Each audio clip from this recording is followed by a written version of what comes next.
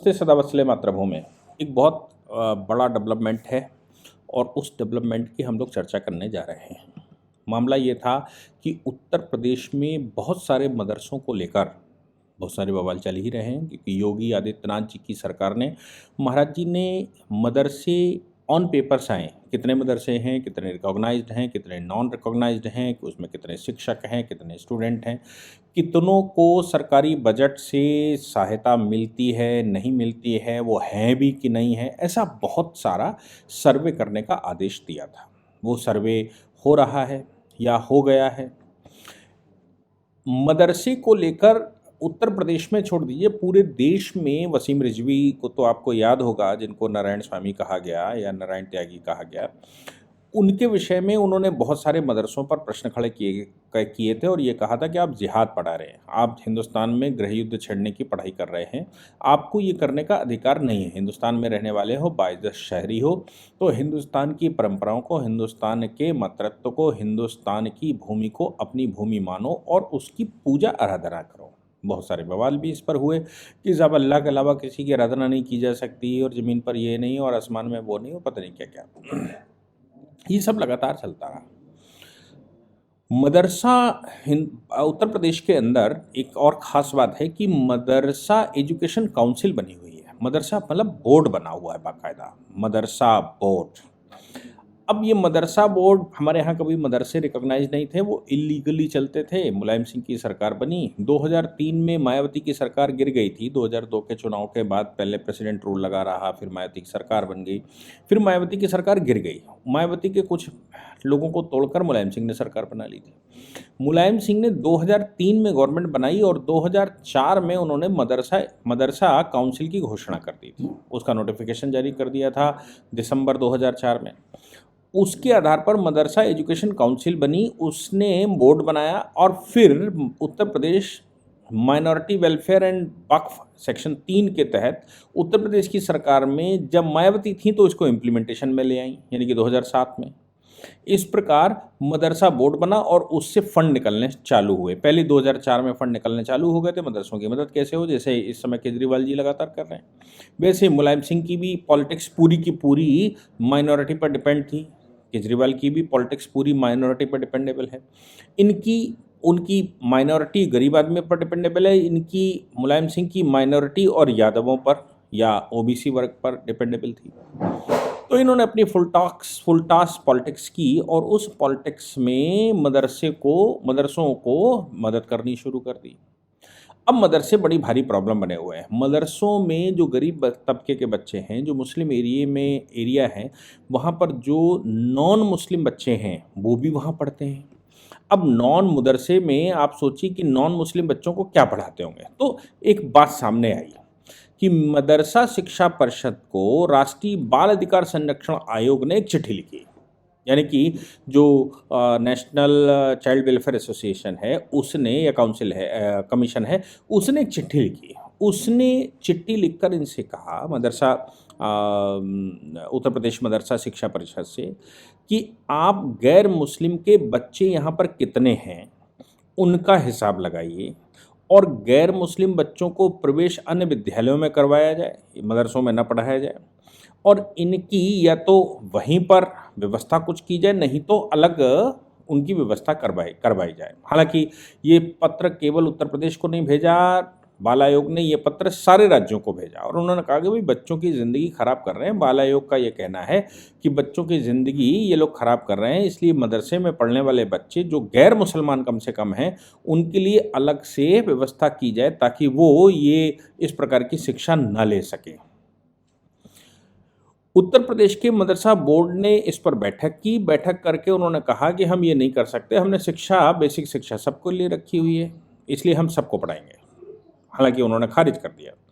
ये बात भी कहा जा सकता है दूसरे शब्दों में कि मदरसा बोर्ड ने जो अपनी बैठक की उसमें कहा कि हम बेसिक शिक्षा की तर्ज पर मदरसा शिक्षकों का प्रशिक्षण करवाएंगे, क्योंकि मदरसे के जो शिक्षक होते हैं वो पढ़े लिखे नहीं होते, वो भारत की एजुकेशन जानते नहीं हैं, वो तो केवल दीन की एजुकेशन जानते हैं और दीन की एजुकेशन ही उनका सबसे बड़ा मकसद होता है।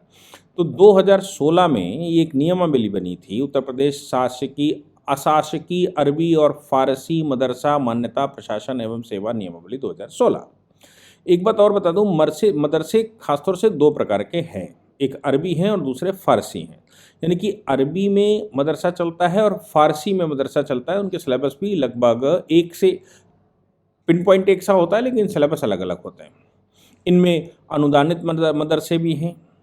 उत्तर प्रदेश सरकार ने धीरे धीरे करके जहां अनुदान जिनको दिया जा रहा था उनमें कह दी भाई एनसीईआरटी की किताबें चलाओ, आप एनसीईआरटी पढ़ाएंगे, आप दीन की शिक्षा के लिए एक लेक्चर पढ़ाइए, कोई समस्या नहीं है। लेकिन हकीकत ये है कि जो अनुदान हम दे रहे हैं उनको आप एनसीईआरटी भी पढ़ाइए। ये योगी बाबा जी के आने के बाद शुरू हुआ। फिर उन्होंने कहा बेसिक शिक्षा विभाग की पुस्तकें हम आपको मुहैया करवाएंगे, उनको पढ़ाइए और एनसीईआरटी का सिलेबस पढ़ाइए। हालांकि मदरसा बोर्ड ने अपने यहाँ ये तय भी किया कि हम एनसीईआरटी का सिलेबस पढ़ाएंगे, हम पाठ्यक्रम बदलेंगे, हम जो शिक्षक हैं उन शिक्षकों की बेसिक एजुकेशन के लिए ट्रेनिंगें दिलवाएंगे, उन ट्रेनिंग पे उनको भेजेंगे और वो आज की आधुनिक एजुकेशन को समझें। उनको समझने के बाद वो अपने यहाँ सुधार करें। मेरा मानना तो ये है कि बुरहान वानी तो एक इंजीनियर था, अभी जो मेनन जिसको फांसी लगाई गई थी, याकूब मेनन, वो सॉफ्टवेयर इंजीनियर था। तो ये कोई सामान्य लोग नहीं थे, ये बहुत ज़्यादा एजुकेटेड लोग ही इस प्रकार के काम करते हैं, इसमें भी कोई शक नहीं। क्योंकि ये मदरसे में जो उन्होंने इस प्रकार की एजुकेशन पढ़ा दी कि भाई अल्लाह एक है, बाकी सब काफिर हैं और इनको ये कर दो वो कर दो और इनको जीने का अधिकार नहीं है और ये सब वो शैतान हैं और शैतानों का क्या करना, और वो ये बता गए, फला ये बता गए, ढमके ये बता गए, ये सब दुनिया की कहानी पिछले 1500 साल से चलाते आए हैं, वही कहानी। और उनका उद्देश्य किसी को एजुकेट करना नहीं होता, उनका उद्देश्य तो सीधा सीधा जंग के लिए तैयारी करना होता है, लोगों का हिप्नोटाइज करके माइंड परिवर्तन करने का होता है। तो माइंड परिवर्तन करेंगे कैसे? अब डेली बच्चा जो छोटा सा आया उसको दीन की भाषा समझाई, पहले उसको हफ्ज़ा करवाया यानी कि कुरान रटवाई, और हफ्ज़ा करवाने के बाद उसके इंटरप्रिटेशन अपने हिसाब से करने शुरू कर दिए। वो इंटरप्रिटेशन उसको जैसे जैसे समझ में आते हैं, जो भी वो उल्टे सीधे इंटरप्रिटेशन करता है उस इंटरप्रिटेशन के आधार पर उसको एजुकेशन नहीं देते। उस इंटरप्रिटेशन के बाद उसको कहीं साइकिल पंचर की दुकान पर, कहीं किसी गोश्त की दुकान पर, कहीं कुछ कबाड़ की दुकान पर, इन पर उनको कर देते हैं। तो वो कभी ये समझ ही नहीं पाते हैं कि आधुनिक विश्व क्या है। जो थोड़ा बहुत कमाया, खाया, पिया और बाकी दीन के लिए लड़ने मरने को तैयार हो गए। और फिर ये मुल्ला मौलवी अपने हिसाब से उनको डायरेक्शन दिखाते हैं और उस डायरेक्शन के आधार पर वो आगे कैसे लड़ाएंगे भड़ाएंगे, क्या उनका करेंगे, वो करवाते रहते हैं। ऐसे बहुत सारे इल्ज़ाम वसीम रिजवी साहब पहले ही लगा चुके हैं।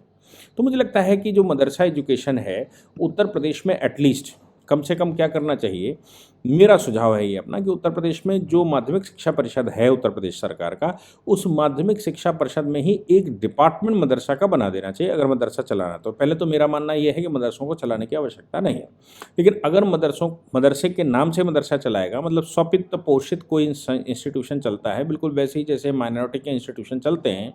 चूँकि आर्टिकल 29 और आर्टिकल 30 में माइनॉरिटी के इंस्टीट्यूशन चलाने की अनुमति दी गई है, चाहे वो भाषाई माइनॉरिटी हो, चाहे वो क्षेत्रीय माइनॉरिटी हो, चाहे वो रिलीजियस माइनॉरिटी, हालांकि उसमें नहीं लिखा, फिर भी उनको एडमिनिस्टर करने का अधिकार हमने दिया है।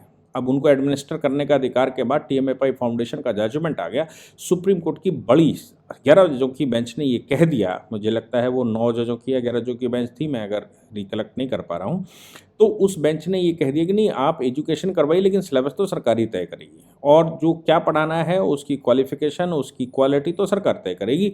आप केवल उसका लोकल मैनेजमेंट कर सकते हैं, आप उन शिक्षकों को रख सकते हैं जिनकी वो क्वालिफिकेशन है जो सरकार ने तय कर रखी है। दूसरा, आप पढ़ाएंगे वही जो सरकार का सिलेबस है, आप अपने मन से कोई सिलेबस नहीं बना सकते। अब जब टीएमएफआई फाउंडेशन का बड़ा जजमेंट ये कह रहा है कि सिलेबस आप अपने मन से नहीं बना सकते, सिलेबस वही चलाना पड़ेगा जो राज्य सरकार ने या केंद्र सरकार ने, जिसके मातहत भी वो इंस्टीट्यूट आता है, उसने जो बना रखा है, और टीचरों की क्वालिफिकेशन भी वही तय करेंगे। आयोग से आपको अप्रूवल भी लेना पड़ेगा। तो फिर मदरसा एजुकेशन में जो मदरसे के शिक्षक हैं वो अपने मन से कैसे रखे जा सकते हैं, वहाँ मैनेजमेंट आप जरूर कर सकते हैं, लेकिन सिलेबस तो सरकार तय करेगी। इसलिए माध्यमिक शिक्षा परिषद के मातहत ही एक डिपार्टमेंट बनाकर उसको चलाना चाहिए, और डिपार्टमेंट को इंस्ट्रक्शन होने चाहिए कि आपको इतना तो पढ़ाना ही है। जो सिलेबस है उत्तर प्रदेश सरकार का, उस सिलेबस के बाद आप एक लेक्चर दीन का ले सकते हैं। एक लेक्चर कोई और पढ़ाना चाहता है है तो वो मतलब अगर संस्कृत विद्यालय पढ़ाना चाहते हैं तो संस्कृत विद्यालयों में पढ़ाइए, मतलब दीन की भाषा, संस्कृत पढ़ाइए, अरबी पढ़ाइए, आप भाषा पढ़ाइए, कोई समस्या नहीं। लेकिन जब आप दीन की भाषा पढ़ाना शुरू करते हैं कपोल कल्पना के आधार पर, तो फिर आपको वही पढ़ाना होगा जो सरकार ने अप्रूवल देकर रखा है। मुझे लगता है कि अब उत्तर प्रदेश सरकार का जो नेक्स्ट स्टेप हो सकता है इन मदरसों के सर्वे के बाद और इस प्रकार के उसके बाद, तो मदरसा काउंसिल अंदर आ जानी चाहिए माध्यमिक शिक्षा परिषद की, और माध्यमिक शिक्षा परिषद फाइनल डिसीजन उस पर ले। मदरसा बोर्ड या मदरसा परिषद जो उसके अंदर बनेगी या डिपार्टमेंट बनेगा, वो केवल एक प्रपोजल रखने की संस्था रह जानी चाहिए। तभी हम ये जो भारत में आतंकवाद की बड़ी भारी समस्याएं हैं, भारत में जो लोगों के चिंताएं हैं, उन चिंताओं से उनको बाहर निकाल कर किसी न किसी स्टेज पर कुछ देश के लिए करने के लिए आगे अग्रसर कर सकते हैं। जय हिंद, जय भारत, वंदे मातरम।